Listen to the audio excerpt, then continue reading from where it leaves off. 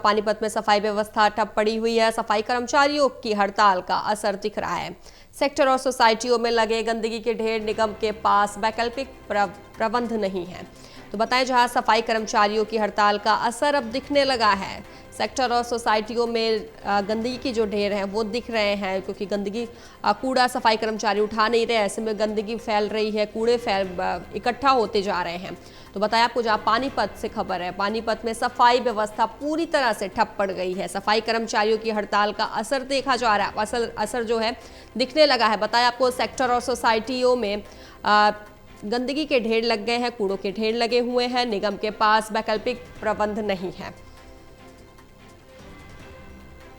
लेकर विस्तार से जानकारी देने के लिए एसोसिएट एडिटर देवेंद्र कथुरिया हमारे साथ जुड़ गए। देवेंद्र जी, पानीपत में सफाई व्यवस्था पूरी तरह से ठप पड़ी, चूंकि जो सफाई कर्मचारियों कई दिनों से हड़ताल पर हैं, तो उसका असर अब पानीपत में दिखने लगा है। क्या कुछ जानकारी है? दिव्या, पानीपत तो औद्योगिक शहर है। यहाँ 20,000 छोटी बड़ी फैक्ट्री हैं और जाहिर है उनमें 2.5 से 3 लाख लेबर लोग हैं, प्रवासी मजदूर हैं। थोड़ा सा दिक्कत रहती है जहाँ बाहर की लेबर इतनी संख्या में हो। 2.5 से 3 लाख प्रवासी मजदूर हैं, उनके परिवार हैं। तो कई दिनों से हड़ताल चली, मेरे को तो 10-12 दिन हो गए हैं। सफाई कर्मचारियों की अपनी मांगे हैं कि उनका ठेका प्रथा खत्म हो, उनकी सैलरी बढ़ाई जाए, उनको रेगुलर कर्मचारियों की तरह सुविधाएं मिले। कई मांगे हैं उनकी, तो उल्टे झाड़ू करके प्रदर्शन कई बार कर चुके। पानीपत के पूरे हरियाणा में कई शहरों में ये समस्या चल रही है। कुछ दिन तक तो गुजारा चला, लेकिन अब कूड़े के ढेर लग रहे हैं। सेक्टर 13-17 पोस्ट सेक्टर है पानीपत का। सेक्टर 13-17 की बात करें, सेक्टर 13-17 में बांके बिहारी सोसाइटी है। गलियों में गंदगी नजर आ रही है। थोड़े दिन तो चल गया, लेकिन चूंकि लगातार सफाई नहीं हो रही और आजकल हवा भी तेज चल रही है, धूल उड़ती है, कागज पन्नी जो भी फालतू का गंदगी का सामान होता है तेज हवा में उड़ता है, इधर उधर बिखरता है। तो बड़ी बदसूरत नजर आ रही है बांके बिहारी सोसाइटी भी और सेक्टर 13-17 के कुछ एरिया। इसके अलावा और भी जगह, क्योंकि सफाई नहीं है तो जाहिर है सब जगह गंदगी थोड़ी या बहुत होगी।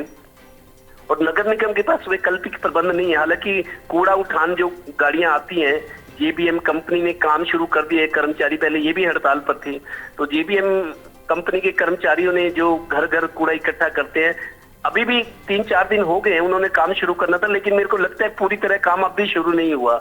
यही वजह है कि घरों के अंदर भी कूड़ा जमा है। हालांकि प्राइवेट कुछ जमादार वो ले जाते हैं, घरों से कलेक्शन करते हैं, लेकिन जो नगर निगम की व्यवस्था है वो पटरी से उतरी हुई लग रही है। फिलहाल सड़कों पर गलियों में गंदगी नजर आ रही है और लगातार 8-10 दिन सफाई ना हो तो जाहिर है व्यवस्था और खराब होगी, ऐसा ही नजारा दिख रहा है। जी देवेंद्र जी, ये सफाई कर्मचारियों की हड़ताल अभी कितने दिन और हमें देखने को मिलेगी, और आखिर इनकी मांग क्यों पूरी नहीं की जा रही है?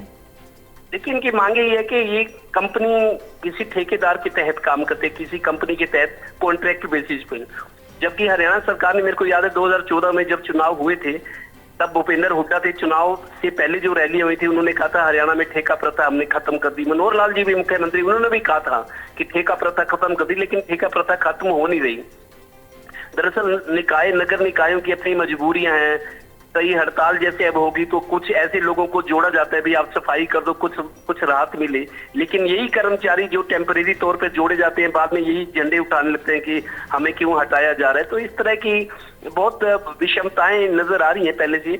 ये ठेके में जो काम कर रहे हैं, ठेकेदार के जरिए, कंपनियों के जरिए काम करते हैं, अब ये कहते हैं कि नगर निगम हमारे को अपने मातहत ले। हम इतने 2 साल से 3 साल से काम कर रहे हैं, कोई कितने टाइम से कर रहे हैं, भाई हम सफाई तो कर रहे हैं, तो हमें नगर निगम अपने उसमें ले, ठेकेदारी प्रथा खत्म हो। लेकिन सरकार की अपनी वित्तीय सीमाएं होती हैं, जो सिस्टम बना हुआ है उसी को फॉलो करना है। लेकिन कुल मिलाकर गंदगी ज्यादा जमा होने से अब लोगों की परेशानी बढ़ी है और ऊपर से गर्मी का मौसम है।